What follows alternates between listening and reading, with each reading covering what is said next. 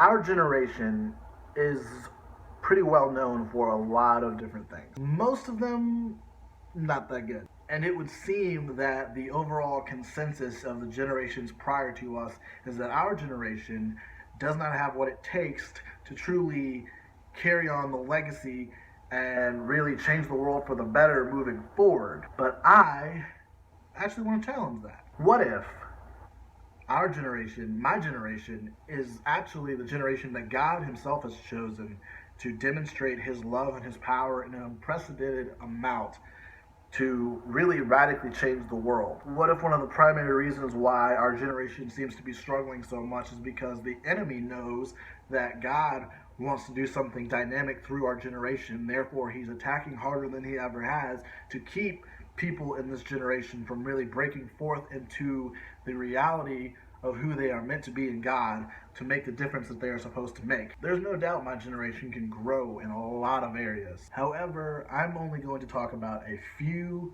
different mindsets that I think that need to be done away with and can be done away with, and should they be done away with, ultimately our generation would be able to be more effective, more empowered, more equipped, and a lot more free to walk in the fullness of who God has made us to be. First things first, our generation really wants one thing, and that is the payoff without the process in order to actually get the payoff that God really wants to give to us. Now, the enemy knows we want to be satisfied. We want it now. We want it conveniently, and we want it to be basically instantaneous. And so, of course, he's going to exploit that to try and get us to not acknowledge the importance of the process that God has us in and the waiting and the things that come along with it that actually produces a greater payoff in the end, rather than taking the payoff early and settling for something that is less than God's best for your life. Another thing that our generation truly needs to take a look at is, how much do we really trust God? Sure, we can say that we trust God a lot of the times. As soon as something crazy comes and a storm hits our life and we're going through something difficult, our trust goes completely out of the window and we're starting to look for everything but God to help us get through. See, we claim to have this trust in God to help us out, but yet we don't want the trials it takes to cultivate that trust and to grow our faith so that we learn to trust God in spite of our circumstances and think the world doesn't take notice of our severe lack of trust. We should not be responding like the rest of the world does and the enemy does when pain comes into our life.